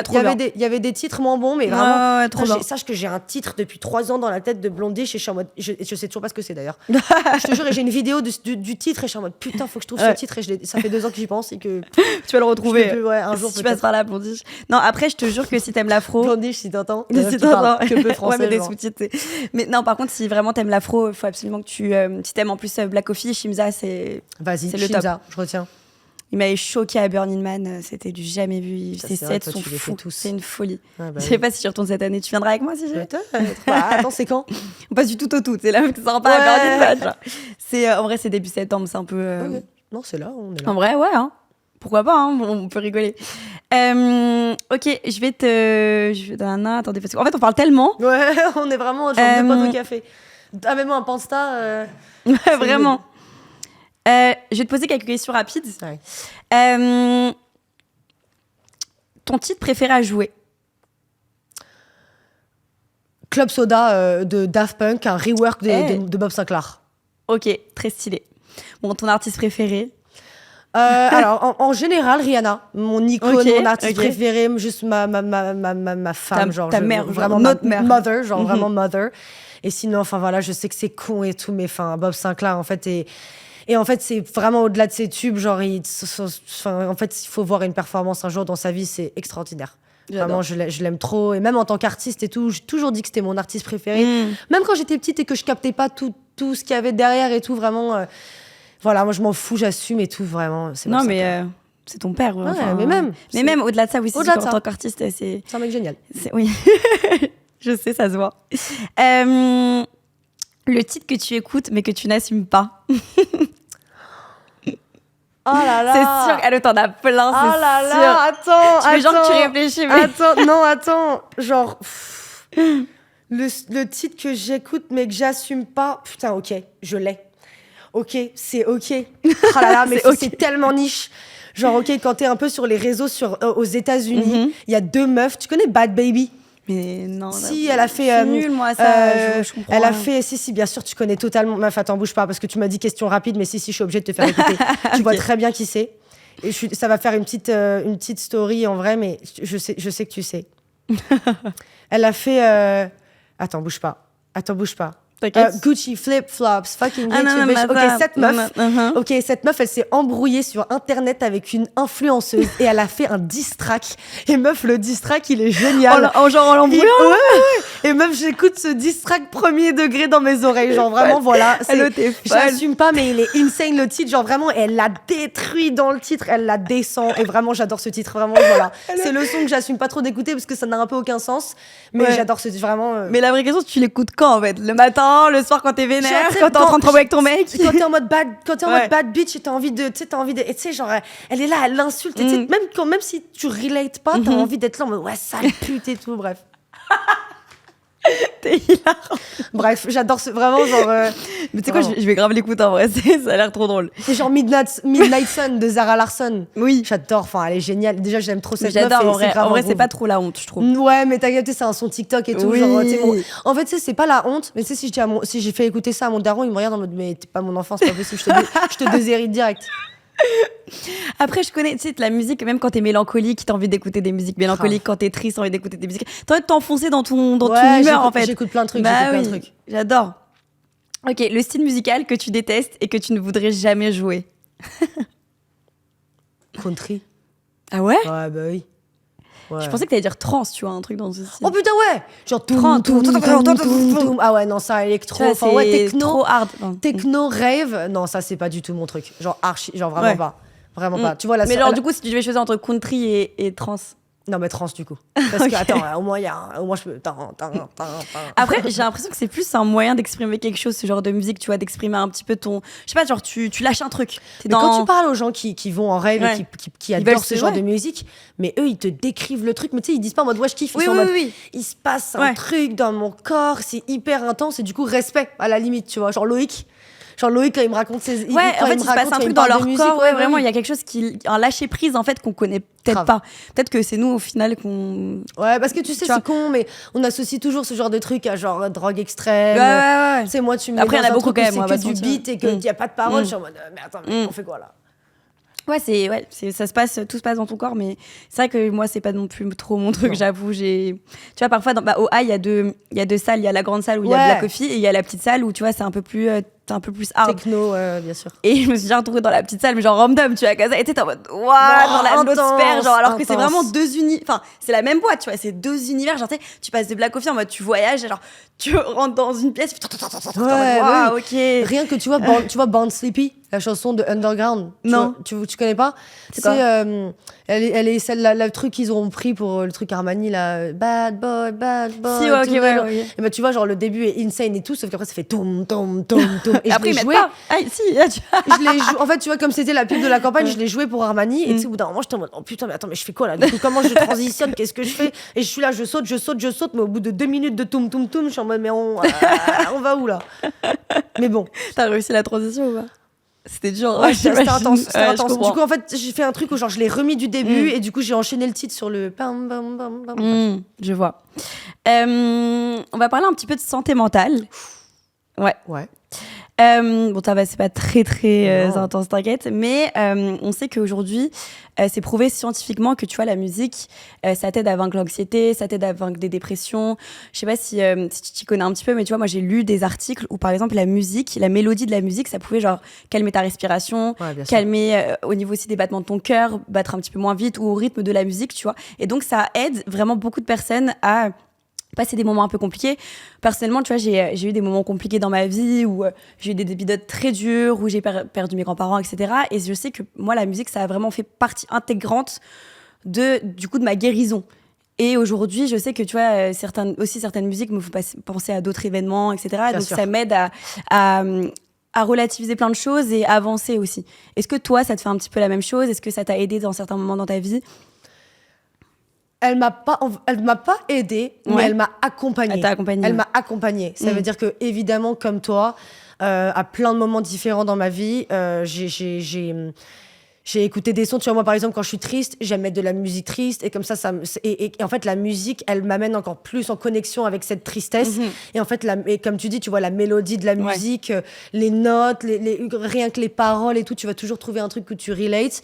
Et du coup, ça m'accompagne dans mon chagrin, dans ma tristesse, etc. J'ai toujours été avec mes écouteurs à écouter de la musique, évidemment. Donc, elle m'a toujours accompagnée dans mes moments. Aider, non. Tu vois, c'est pas... Genre, je crois que je me suis jamais retrouvée dans une situation où genre, j'allais pas bien et écouter de la musique, ça m'a fait du bien. Mais en fait, ça m'a fait du bien. Mais je te jure que rien que tu vois, le matin, t'es de mauvaise humeur ou un truc comme ça, ou t'es triste, t'écoutes de la musique, mais même quand tu rentres dans ta tristesse, après, tu t'en sors mieux. C'est vrai. Quand tu vas un peu dans tes travers, tu vas vraiment au plus profond de ta tristesse avec de la musique. Après, du coup, tu t'en sors un peu mieux. En fait, ce qui est cool, c'est que tu vois, au moins, quand la chanson elle est terminée, tu sais, c'est un peu en mode, ok. Régénération. Ouais, tu vois, c'est en mode, t'as un peu laissé ta tristesse dans cette chanson, et du coup, la prochaine fois que tu l'écouteras, bah, tu l'associeras à tout ça, mais dans le bon comme dans le mauvais et tout. Oui, c'est sûr qu'elle m'a toujours accompagnée tout le temps, dans tous mes moments, dans toutes mes émotions. Ça dépend, absolument. Tu vois, là, quand j'étais à New York pendant 3 semaines, et New York, c'est un endroit qui est plus qu'important pour moi, genre c'est la manière dont je me sens là-bas, elle est absolument folle. Et quand j'étais dans l'avion pour rentrer à Paris, genre j'ai écouté une chanson en boucle de Rihanna un peu mélancolique, et vraiment genre tu sais cette chanson, mais elle a dramatisé le truc et tout, mais j'étais en mode oh là là, c'est la fin du monde et tout, mais tu sais en même temps c'était bon comme mauvais, tu vois. J'adore, bien sûr. Et je l'écoute, et tu vois, aujourd'hui j'ai écouté cette chanson dans mes oreilles, j'étais en mode ok, non, elle est trop bien cette chanson, ça me ramène pas forcément dans le bad, tu vois. Ouais. Et la musique, ça te fait passer tellement de messages en fait. Tellement. C'est un vrai transmetteur d'émotions et de messages, et c'est fou. En parlant de santé mentale, est-ce que tu as identifié des vices dans ce milieu-là auxquels tu fais attention maintenant? En fait, le truc, c'est que moi, j'ai un avis. Non, c'est pas un avis. J'ai une vision. Mon rapport à tout ça est particulier parce que moi, je suis la fille d'un DJ. Ouais. Donc, ça veut dire qu'en fait, ce monde-là, il est il est spécial. Genre, Bien pour sûr. moi, parce que c'est pas genre je connais ce monde, les gens me connaissent parce que mon père est dans ce métier depuis hyper longtemps. Donc en fait mon rapport il va toujours être hyper différent, tu vois, la manière dont je vais être accueillie, la manière dont je vais être dont on va me parler à la fin du set, la manière dont je vais être bookée. Je n'ai pas la même expérience que les autres DJ et j'ai de la chance, c'est un privilège évidemment, j'ai de la chance de pouvoir mixer dans des endroits où il y a des DJ qui prennent des années à être bookés. Je pense, genre, tu vois, que du cachet aux dates, aux prestations, etc. Je pense que je suis hyper privilégiée, donc c'est particulier pour moi. Après, j'ai pas vu de vice pour le coup, en fait, comme je suis, pour le coup, je suis toujours tellement bien accueillie et évidemment, parce que derrière, il y a tout ça, tu vois. Donc, non, pour le coup, j'ai pas eu de. Après, tu vois, c'est le monde de la nuit. Mais c'est ça que j'allais te dire. En fait, c'est le monde de la nuit. C'est-à-dire qu'il y a quelqu'un qui va me proposer proposer un shot, je vais dire non. Quelqu'un va me proposer un truc, je vais dire non. Tu vois, ça dépend. Mais pour le coup, j'ai eu on m'a posé cette question récemment. Mais tu vois, tu vois, à part les gens, parfois, ils se permettent de te prendre un peu de haut, ils te parlent un peu mal. Tu vois, c'est surtout dans les échanges, genre. Tu vois, genre, le mec, il veut me booker pour dans 3 mois et il m'écrit, il envoie 8 mails en une journée. Et on est en mode, mais mec, calme-toi. Et au final, quand on lui envoie un message un peu en mode, OK, genre, on a déjà reçu des messages avec ma manager en mode, vous prenez pour n'importe qui, vous êtes pas pro. Enfin, tu sais, des trucs un peu genre, ouais, nous, on n'a pas ce budget-là, c'est honteux de demander ça. Enfin, des trucs comme ça, tu vois. Donc oui. Mais bon, au-delà de ça, je peux pas me plaindre, franchement, ça va. Franchement, c'est cool. Ouais. Et j'ai de la chance de collaborer et de tu vois, ce privilège que j'ai d'être dans ce métier et d'être la fille d'un DJ. J'ai de la chance de pouvoir sélectionner les lieux dans lesquels je mixe et de toujours essayer de collaborer avec des gens que, tu vois, je le sens, tu vois. Un artiste qui commence, une DJ ou un DJ qui commence, tu vois, il a pas forcément le choix. Il est en mode, moi, j'ai envie de gagner ma vie, j'ai envie de mixer. Pour ça, il faut que j'ai de plus en plus de visibilité. Pour ça, il faut que je mixe de plus en plus. Donc, il a pas forcément ce luxe, ce privilège de pouvoir... Bien sûr. C'est en mode, moi, je dois mixer, c'est comme ça. Alors que moi, j'ai de la chance aujourd'hui de pouvoir sélectionner mes dates et de sélectionner les gens avec qui je travaille, etc. Et surtout, à Paris, tu vois, tout le monde se connaît un peu. Tu vois, Léo, enfin, tu vois, tout ça, Moby, machin, je connais les gens qui organisent, je connais Babylone, on travaille avec les mêmes gens, tu vois, ça se rejoint. Donc, c'est cool. Et aussi, en termes de vice, tu vois, par exemple, moi, je vois beaucoup d'artistes aussi qui peuvent un petit peu sombrer, tu vois, genre dans l'alcool, dans les vices un petit peu de la nuit en général, pas de DJ. Mais c'est vrai qu'être DJ, du coup, t'es face à beaucoup de voyages, à beaucoup de soirées, à tout le temps à sortir du coup beaucoup. Tu vois, quand t'as beaucoup de dates qui s'enchaînent, forcément, tu vois, il y en a... ils sont un peu dans l'alcool et dans la drogue, tu vois. Donc, est-ce que toi, aujourd'hui, je pense pas que t'aies ce vice-là, mais en tout cas, est-ce que t'as vu un petit peu des personnes autour de toi et est-ce que ça te fait peur, tu vois? Alors, la drogue, c'est terrifiant. Ah ouais, pour moi, la cocaïne et tout ça, c'est terrifiant. Tu fumes un petit joint de temps en temps, pas de problème, tu fais ta vie, c'est pas la même chose. Et l'alcool aussi, en fait, moi, j'ai grandi avec mon père qui est donc... mais anti ça. Okay. Il boit pas, il fume pas, il se drogue pas, il a jamais même fumé une clope dans sa vie. Un jour à Noël, je l'ai vu prendre le quart d'un shot de vodka avec du caviar parce que ma grand-mère maternelle avait ramené un truc et il voulait faire plaisir et il est parti se coucher au bout de 10 minutes parce que il était pas bien. Il était pas herbe. Non, vraiment, et même ma mère boit pas beaucoup. Bon, elle fumait des clopes de temps en temps et tout, mais on n'était pas du tout dans ça. Et c'est un truc qui est terrifiant. Mais ça fait trop bien. Des gens qui sont sous influence et bah, tout, c'est terrifiant. En fait, je pense que c'est un truc... ce métier-là, comme c'est le monde de la nuit, je pense que dans les débuts, c'était vraiment hyper dur de différencier les deux parce que c'est en mode, tu fais la fête, mais en même temps, t'es DJ et en même temps, faut tenir. C'est impossible. Sauf qu'aujourd'hui, je pense que j'en ai parlé avec plusieurs DJ, mais je pense qu'aujourd'hui, c'est de moins en moins le cas. Et pour moi, ça me paraît inconcevable, mais moi, même de boire un verre de vin ou même de boire un cocktail avant une date, pour moi, ça me paraît inconcevable. Genre, t'es en performance, genre, concentre-toi. Comment tu peux... Après, je sais pas, ça se trouve, il y a des drogues qui te font te concentrer, mais moi, en verre, moi, je saute. Ça veut dire que moi, je suis là, je bounce, je donne mon énergie, mais moi, le verre, il va remuer, je vais avoir envie de vomir en 10 minutes, même...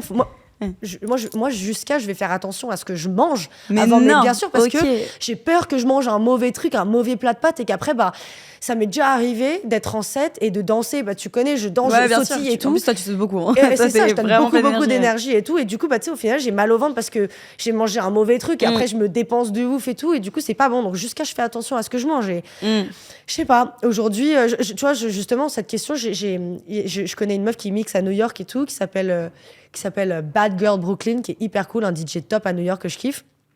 Et elle posait des questions un peu sur Insta earlier et tout, et elle disait est-ce que tu as une routine, est-ce que tu bois? Elle fait ouais, non, j'essaye de vraiment pareil, tu vois. Elle disait j'essaye de vraiment pas boire avant un set et tout. Enfin, tu vois, c'est sobre, c'est une performance et tout. À la limite, tu veux te boire un petit verre après si tu veux rester dans le club avec tes copains pour décompresser, pour kiffer. Mais pour le coup, c'est hyper important d'être hyper focus avant un set. Genre, En fait, je pense qu'il y a deux teams. Il y a ceux du coup qui arrivent à se réguler comme toi et vraiment se mettre des règles. Et du coup, l'autre team, malheureusement, qui au début commence par un petit peu, après boire un petit peu plus pendant leur set, et au final, souvent, c'est pas ceux qu'on retrouve des années après, quoi. Après, pour le coup, moi, j'ai pas vu de trucs comme ça. Ah ouais? Non. Il y a beaucoup d'artistes quand même qui boivent en même temps et tout. Ouais, moi, à chaque fois que je par exemple, un Black Coffee, je le vois boire tout le temps son vodka Red Bull, mais c'est pas un vodka Red Bull. Ouais, c'est pas pareil. Tu vois, genre, l'artiste, il a son verre d'alcool qui sipe de temps en temps pendant son truc. Genre, il boit une petite bière, un truc, respect, tu vois. Après, s'il arrive ivre-mort, complètement shooté à son set, là, c'est problématique. Après, tu vois, moi, les gens sous influence, je les vois dans la foule, je les vois autour, je les vois quand ils me touchent l'épaule. Alors que je suis en train de bosser. En vrai, tu vois direct. C'est tout. Mais sinon, en termes d'artistes et de DJ et tout, ça va. Ouais. Je vois que des gens focus, que des gens concentrés. De toute façon, ce monde de la nuit, je pense qu'en vrai, c'est dangereux à partir du moment où encore une fois, tu sais pas te mettre tes limites, tu vois. En général, genre par exemple, en vrai, je pense que c'est comme tout, même comme la nourriture, comme tout. En réalité, c'est une addiction, c'est une addiction, tu vois. C'est juste qu'il faut juste arriver à, le sucre aussi de ouf. Il faut juste arriver vraiment à se dire, ok, je me laisse boire 7 jours ce soir-là, mais c'est pas genre ce soir-là, puis en fait ce soir après le lendemain, après aussi peut-être le lendemain, et au final, tu deviens vite accro à tout ça, genre. Total. Tu vois, l'alcool, par exemple, aujourd'hui, moi, c'est pas un sujet pour moi, mais on en parle avec des copines. Quand tu bois un verre d'alcool, enfin, plus d'un verre d'alcool, plus de 3 verres d'alcool en vrai, par week-end, c'est quoi, en fait, au final, l'addiction? C'est tous les week-ends? Je sais pas, c'est quel degré? T'en sais rien? En fait, c'est un sujet qui est hyper spécial chez les jeunes, c'est... En fait, tu sais, genre, moi, je bois rarement. J'essaie vraiment de boire rarement et tout. Mais après, tu vois, si je suis posée au café, je bois un verre avec une copine, je peux enchaîner 2-3 pornstars et c'est cool. Enfin, oui, le pornstar, c'est vraiment mon cocktail préféré. Et tu vois, c'est un truc à base de fruits de la passion et de vanille avec du prosecco, c'est hyper chill.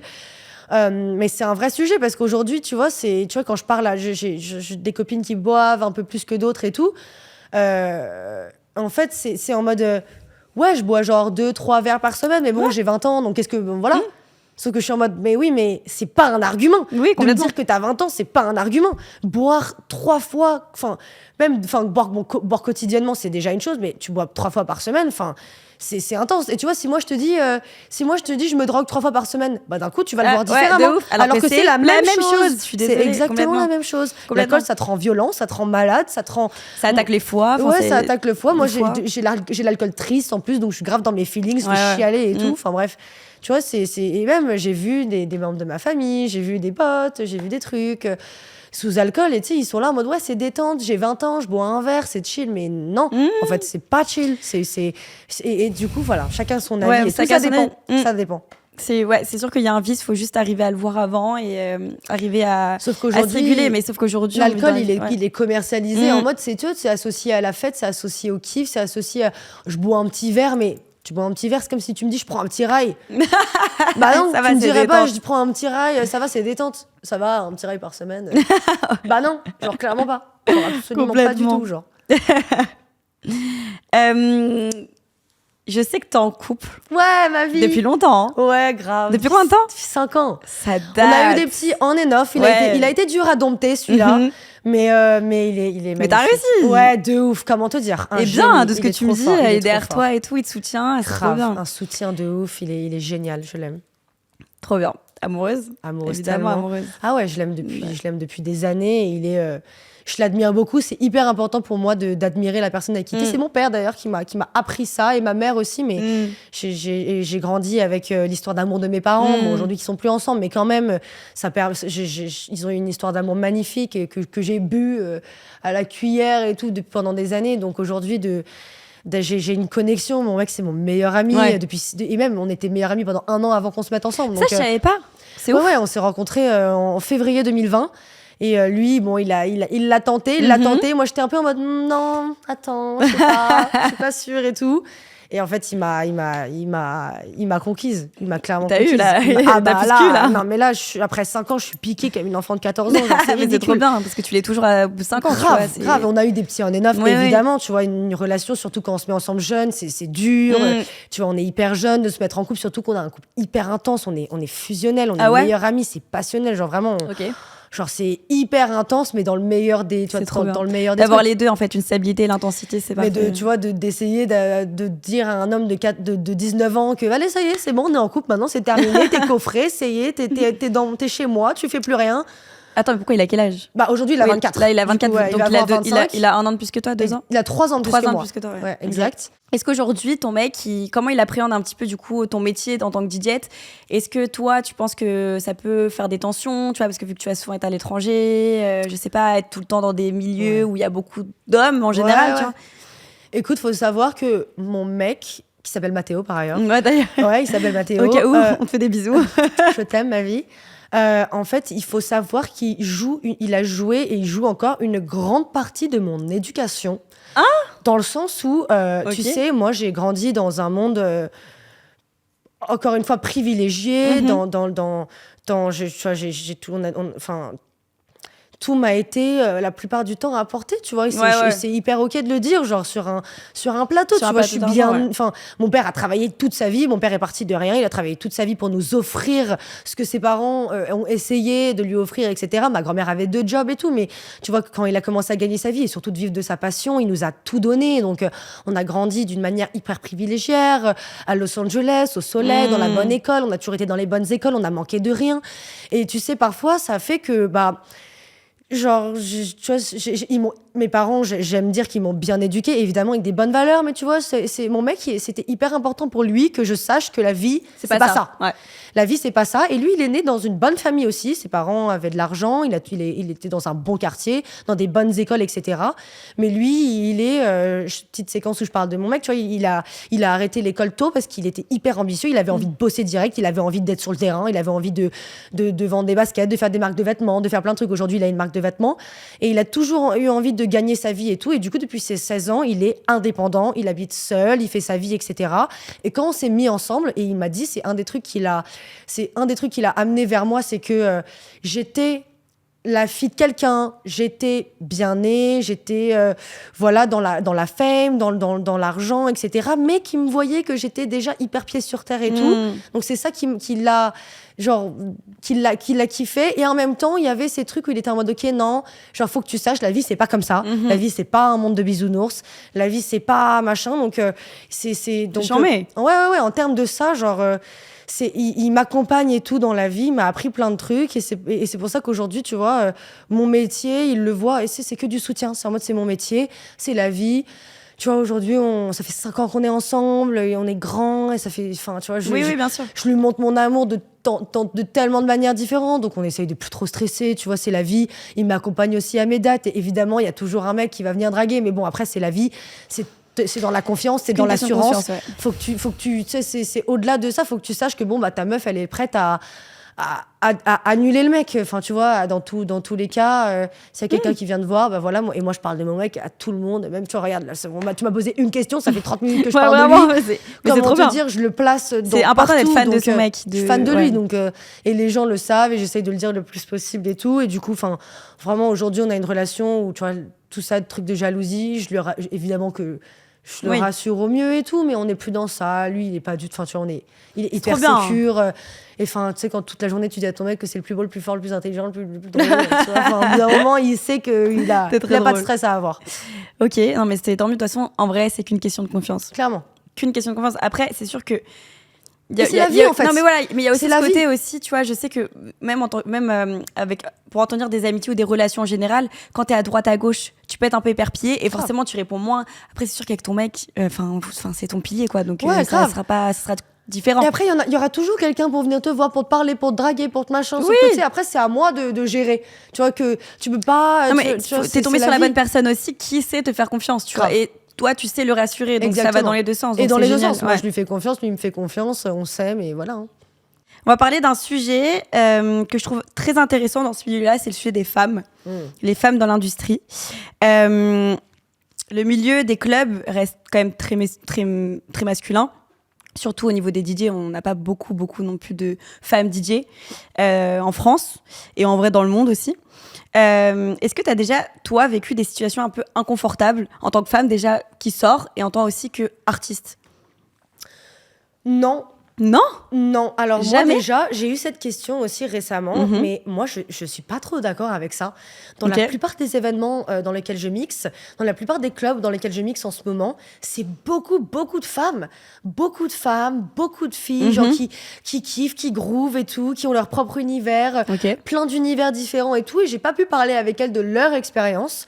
Mais en tout cas, déjà, en fait, une femme dans un club, c'est une chose. Une femme dans un club, déjà, la manière dont une meuf va s'habiller pour aller en boîte et la manière dont un mec va s'habiller pour aller en boîte, c'est pas du tout la même chose. Et que tu sois en couple ou pas en couple, c'est la vie, t'as envie de te faire belle, ça va avec le monde de la nuit, tu sortais avec tes copines, que ce soit parce que t'as envie de pécho, que ce soit parce que t'as envie de kiffer. Même moi, demain, si je vais en club, tu vois, non, je suis pas du tout le bon exemple, moi, j'y vais en jean hug. Mais genre, on a tout envie d'être un peu jolie pour aller en club et tout, et évidemment, les mecs se permettent toujours, que tu sois DJ, que tu sois pas DJ, t'es une jolie fille ou tu sois juste une fille en général. Un mec va toujours se permettre et tout de venir te draguer. Et même les meufs, moi je me fais tout le temps draguer par des meufs en ce moment, j'adore. C'est génial. Et tu sais, même moi je suis hyper naïve en mode ouais, meuf, viens, on va prendre un café. Et après je suis en mode ah, mais non, tu veux me pécho en fait. Et tu sais, je sais pas trop, je suis en mode ah, ok, mais tu sais, je suis en mode mais attends, mais peut-être que je suis chaud. J'ai un mec, même avec les meufs, j'ai un mec. Tu connais mon mec? Tu l'as déjà vu? Non, je te jure, ouais, non, mais évidemment. Surtout que moi, beaucoup de gens vont dire que ça porte malchance, mais j'ai une bague au doigt. Bon, c'est pas lui qui me l'a offerte, c'est ma mère, c'est une bague à ma mère, mais elle me va que sur ce doigt. Et du coup, c'est un peu en mode genre. Et c'est comme j'y pense, pour moi, je suis mariée dans l'âme, alors cette bague et tout, enfin bref, je suis un peu comme ça. Ok. Mais non, tu vois, dans ce monde-là, pour le coup. Je trouve qu'il y a de plus en plus de meufs qui mixent, et de plus en plus open pour les meufs. Après, leur expérience, mon expérience dans des clubs, c'est toujours hyper ok. Tu vois, bon, évidemment, en fait, tu vois, en termes d'organisation, c'est des mecs qui organisent les soirées. Il y a beaucoup de mecs qui mixent, évidemment, mais franchement, je vois de plus en plus de meufs dans les clubs et ça me fait hyper plaisir, qui ont leur propre univers, qui ont leur propre groove, qui ont leur propre sélection. Et franchement, c'est top, je les kiffe. Et je suis franchement sur ça.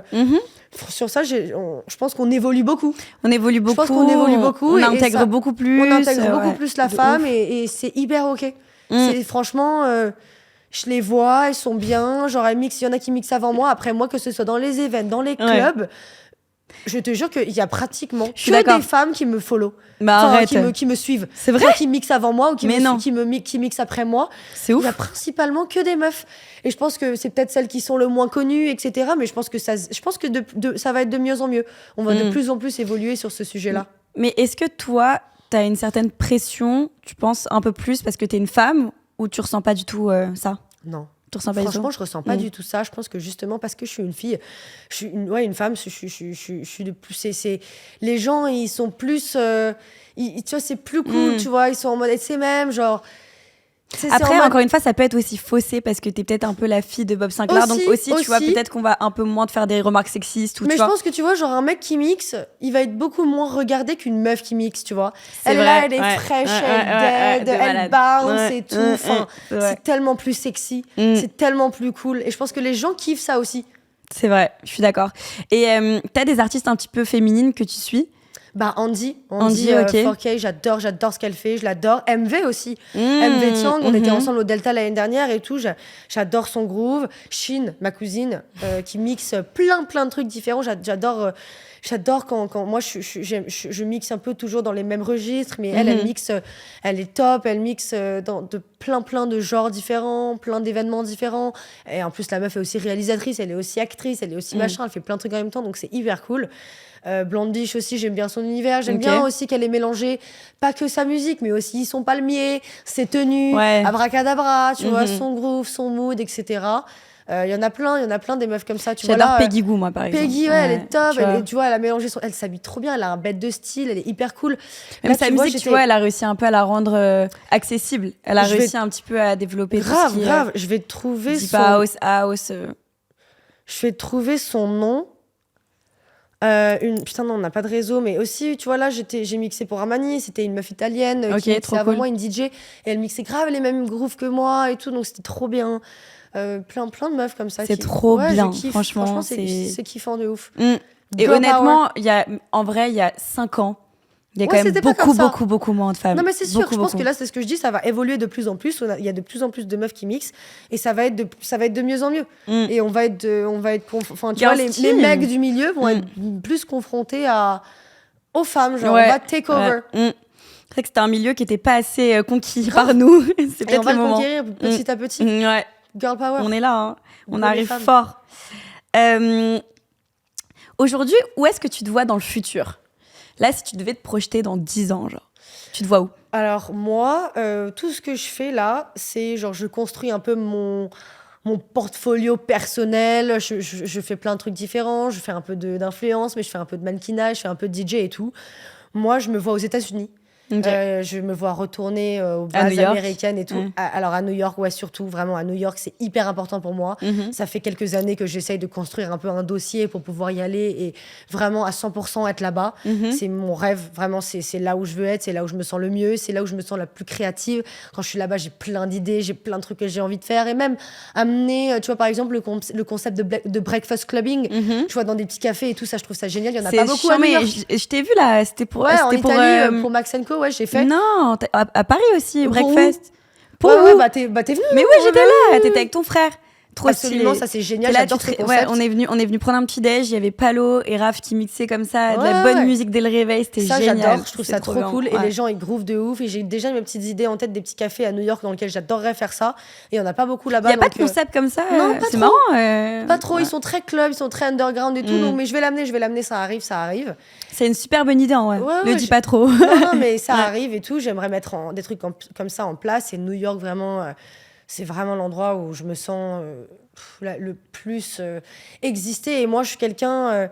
je me suis toujours... Dans la manière dont je me suis sentie à l'intérieur, à l'extérieur, tout a toujours été très, très chaotique. Ah ouais ? Ouais, vraiment la manière dont je ressens les choses, en général, même, tu vois, lié à la santé mentale et tout, plein de trucs. Tout a été... En France ? En général, genre chez moi et tout, même en France aussi, ça va par les expériences professionnelles, scolaires, familiales, amoureuses, dans ma tête, dans mon corps, le ressenti, les émotions et tout. Tout a toujours été très chaotique et New York, c'est un endroit où tout est tellement intense que tout est calme en fait. Que du coup, genre, je trouve cette sérénité. Tu vois ce que je veux dire ? Ok, genre, c'est intéressant. Cette ville est tellement puissante, il y a tellement de choses qui se passent, il y a tellement de gens, il y a tellement de trucs. C'est tellement genre l'Amérique, dans toute sa splendeur, quand il y a de la splendeur dans toute sa splendeur, c'est New York, ça représente tellement de trucs différents. Que quand je suis dans les rues et que je me mélange avec tous ces gens et que tout est grand et tout, vraiment, je me sens tellement bien. La mentalité peut-être aussi, non ? La mentalité aussi, ouais, la France, c'est dur, les Parisiens et tout, c'est assez dur. Et sinon, moi, je rêve moi, dans 10 ans, je serai rédactrice en chef de Vogue. Quoi ? Ouais. Mais c'est pas en mode peut-être, attends et tout, je serai. Ouais, moi, j'ai grandi dans la mode et j'ai toujours voulu travailler dans la mode, dans le stylisme et tout, et beaucoup plus derrière la caméra pour le coup que devant la caméra. Ok, c'est marrant. Le mannequinat, c'est hyper cool, j'adore qu'on me maquille, j'adore qu'on me transforme, j'adore qu'on me style, etc. Mais moi, j'ai toujours voulu être derrière la caméra. J'ai eu de la chance de travailler pour une grande styliste française qui s'appelle Marie-Amélie Sauvé. Ok, trop bien. Pendant 6 mois, j'étais une de ses assistantes stylistes et c'était à ce jour l'expérience la plus enrichissante, incroyable. Vraiment, mon cœur battait tous les jours en allant au bureau. Je travaillais sur des projets incroyables. J'ai travaillé sur des shows, sur des éditos, sur des campagnes, sur des campagnes make-up, des campagnes vêtements. Enfin, vraiment que des trucs incroyables. Et c'est vraiment dans ce milieu-là que j'aimerais travailler plus tard. Dans la creative direction, genre création artistique et tout, dans la DA, genre dans le stylisme. Mais donc pas dans le journalisme. un petit peu du coup parce en fait, ce qui est cool avec tu vois, genre j'aime bien quand t'es rédacteur en chef, c'est qu'en fait tu sais toi qui as la main sur les articles qui sont rédigés, ce qui est dit, ce que tu racontes, et en même temps les éditos. En fait, tu mélanges les sujets actuels et la mode. En fait, c'est pour moi, c'est vraiment un mélange de tout. C'est deux passions, en fait. C'est deux passions, absolument. Et tu peux parler de tout. Tu peux parler de ce qui se passe, tu peux parler des trends, tu peux parler de tout ça. Et genre vraiment, et Vogue, et même, il y a plein de magazines dans lesquels j'adorerais travailler.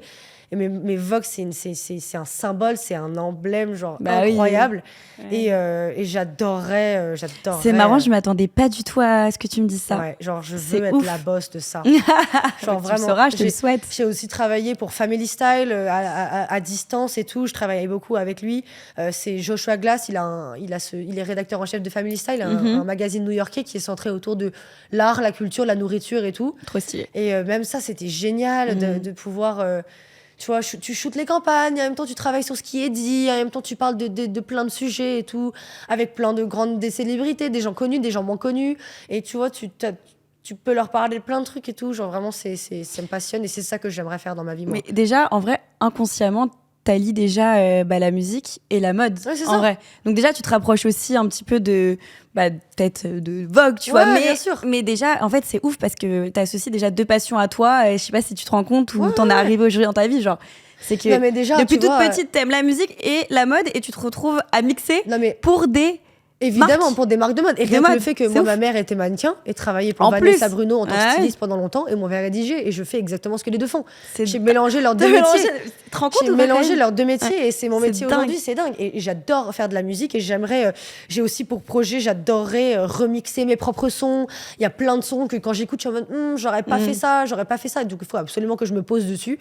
Moi, j'aime bien prendre mon temps. Je suis pas stressée, je suis pas pressée. Je suis vraiment envie d'apprivoiser. On est jeunes.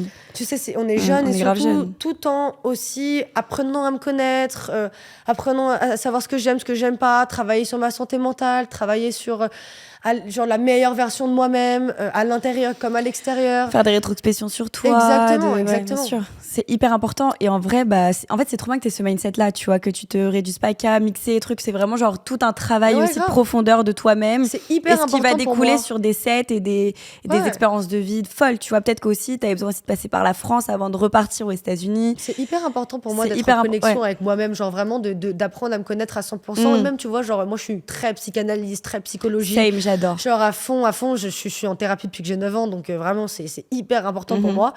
Et c'est important tu vois, même de ce que j'ai vu de ma famille, de mes proches, de mes parents et tout. J'ai vu qu'en fait, tu vois, ils ont laissé leur vie et ce qu'ils aimaient. Enfin, ils se sont laissés un peu emporter dans la vie sans vraiment se poser et apprendre à... Tu vois, tu vois, déjà, genre, on part tous avec des bagages, tu vois, que tu grandisses d'une certaine manière ou non, on part tous avec des sacs à dos remplis de trucs, tu vois, faut les soigner de trauma, et avancer, de pensées, de doutes, de trucs, que ce soit familial, que ce soit machin. Tu vois, ça peut être, tu vois, peu importe dans quel milieu tu grandis, peu importe ce que tu vis, ça peut être petit, ça peut être grand, ça peut être plein de trucs, il n'y a pas de comparaison. Mais c'est hyper important de prendre le temps, de vraiment genre, apprivoiser, d'apprendre à se connaître et de se parler, de se faire confiance, les instincts et tout ça. Genre déjà, moi, je pense que la thérapie devrait être... obligatoire. Obligatoire. Je pense que genre, on devait avoir des psys à l'école, à l'âge de... Tu vois, à l'âge où... Tu vois, à un âge où tu pourrais potentiellement même, tu vois... Même assez jeune pour pouvoir dire des trucs un peu inconscients, mais assez âgé pour pouvoir être assez mature pour parler, tu vois. Je pense que c'est hyper important. C'est hyper important. Et en vrai, on a de la chance parce que notre génération, il n'y a plus de tabou autour de la santé mentale. Grave. Genre, se faire aider, c'est pas la honte. Au contraire, tu vois, moi, je trouve quelqu'un de tellement fort aujourd'hui, on se pose, tu vois, là, par exemple, ce que tu fais, parler un petit peu de ses traumas, parler un petit peu de ses problèmes. Je trouve ça tellement plus fort que quelqu'un juste qui est un peu dans le déni et qui met ça sous le tapis et qui pense que ça va se régler et que pour la personne, ne pas en parler, c'est être fort. Sauf qu'aucun rapport, au final. C'est juste, genre, retarder la bombe. Non, bah c'est ça. Littéralement. Non, bah oui. Et honnêtement, c'est trop bien parce que t'as ce côté-là, toi, on est un peu pareil, où vraiment juste t'apprends à te réparer pour avancer. Exactement. Et en fait, si tu le fais pas, parce que sinon tu te retrouves à 50 ans et t'es dans la merde. Après, dans la merde et t'es là, tu plains encore de ce qui t'est arrivé quand t'étais petit, mais gars, move on, genre, tu vois ce que je veux dire? De fou. Ouais. Et après, tu te retrouves vraiment genre seul aussi. Tu sais pas comment gérer tout le truc. Et tu vois, même moi, on parle de la crise de la trentaine, la crise de la quarantaine, mais il n'y a pas de crise en fait. C'est juste c'est une répercussion, c'est toute ta vie, tout ce que tu as vécu qui retombe un peu, l'addition, la somme de tout ce qui t'est arrivé, où en fait t'es en mode putain, mais voilà, c'est pour ça qu'il faut le faire le plus vite possible, comme ça, toutes tes années après, c'est un long fleuve tranquille. Ouais, mais il faut avoir la réflexion de le faire. Je te jure, c'est un peu aussi être bienveillant avec soi-même et un peu s'aimer aussi, tu vois, entre grandes guillemets, c'est aussi genre apprendre à se connaître, accepter soi-même, aimer soi-même. Et j'ai eu de la chance d'avoir ma mère qui tout de suite, dès que j'avais des questions, dès que j'ai commencé à analyser des choses et comprendre des choses et ressentir des choses, elle m'a dit tout de suite, hop là, attends, bouge pas, viens, on en parle. Est-ce que tu penses que tu pourrais avoir envie de parler à quelqu'un? Tout de suite, elle m'a emmenée là et genre ça a été hyper en mode ok, tu veux en parler, t'inquiète pas bébé, c'est hyper ok, tout va bien se passer. Mais après on a aussi beaucoup de chance d'avoir des parents exceptionnels. C'est ça aussi. Moi l'éducation, honnêtement, je le vois à travers des gens que je connais, tu vois, c'est quand même hyper important et ça fait vraiment quitter. Et genre si t'es bien accompagné, c'est vraiment quand même une chance. Donc voilà, merci papa, maman, vous êtes les meilleurs. Alors Palo, tu préfères faire danser 300 personnes en connexion totale ou 300 personnes en connexion totale, finis pas ta phrase. 300 personnes en connexion totale tous les jours, tous les soirs, tous les midis, tous les matins. Totalement. Je savais que t'allais répondre ça. Complètement. Et comment tu définis ton identité musicale en une phrase? Ah non, je peux pas. Ah, tu peux pas? Il est tellement personnel, genre c'est tellement personnel. C'est vrai. Tu vois, je pourrais pas te dire très un sympa, genre ou un truc, j'aime bien personnel. Personnel. Mon univers, mon style musical, il est personnel, ça dépend. Ça va être un son qui va me faire groover, ça peut être n'importe quoi, je peux passer de tout à rien. C'est juste personnel, c'est ce qui fait battre mon cœur. Évidemment, parfois, il faut faire plaisir aux gens aussi, mais c'est vraiment ce qui me fait battre mon cœur. Je mettrai jamais un son que j'aime pas. T'es aligné avec toi-même de A à Z, en fait. Exactement. Ouais. Tu veux pas plaire aux gens, tu veux pas plaire aux gens, tu veux te plaire à toi en premier. Exactement. Et ensuite les faire danser, en fait. Évidemment, tu peux pas dire que tu peux pas faire plaisir aux autres parce que c'est ton métier, littéralement, t'es là pour faire danser les gens, pour leur faire plaisir, donc c'est comme ça. Mais c'est hyper important pour moi de rester en connexion avec ce que j'aime et voilà. Ok, trop bien. Bah, franchement, en vrai, make sense avec tout ce que tu as dit dans ce podcast. Grave. En tout cas, merci encore d'être venu. Merci de m'avoir reçu. Premier podcast pour moi. Première podcast fois que je raconte ma vie, meuf. Première aussi. Mais j'espère que ça va bien se passer, que tu vas pouvoir avoir plein de gens trop cool et tout. Ça serait trop cool. Honnêtement, le projet, je l'adore. C'est vraiment aussi aligné avec qui je suis. Et en vrai, rencontrer much sense. Ouais, tu vois, genre quand mon copain il m'a dit alors tu fais un truc avec Chiara Amato et tout, et il te connaît des réseaux et je suis en mode non mais toi tu sais pas, Chiara elle est à tous les clubs, elle connaît la musique, elle aime les DJ, elle connaît les DJ, tu la vois à tous les lieux, tous les festivals et tout, donc c'est pas une influenceuse qui parle d'un truc qu'elle connaît pas, tu vois. Bah, c'est vraiment un truc dont elle est passionnée, qu'elle kiffe, et c'est pour ça que c'est légitime. En fait, c'est ça, et c'est vrai que je le montre pas non plus trop sur les réseaux parce que je trouve ça cool de garder aussi ce côté-là pour toi. C'est important de garder un peu un jardin secret. Et c'est vrai que je voulais garder un peu ce jardin secret-là, mais au final, il fait tellement partie de ma vie, ce jardin, que genre je voulais grave partager aussi. Et totalement. Tu vois, rencontrer un petit peu, enfin, montrer aux autres les personnes que je côtoie au quotidien, qui me font danser, vibrer et que j'écoute. Et aussi partager aussi les expériences. Même, tu vois, le fait que j'ai fait plusieurs voyages je voyage pour la musique beaucoup, donc juste aussi en parler et raconter un peu tout ça, ça me fait trop du bien aussi. Je suis trop contente. Génial. Je suis trop contente et en tout cas c'était trop cool de t'avoir. Moi aussi, toi, grave, t'as tellement d'anecdotes et ouais, je parle beaucoup. Non mais j'adore, c'est trop bien. Franchement, en fait limite j'avais même pas trop besoin de driver le podcast, genre ça découlait tout seul, c'était trop bien.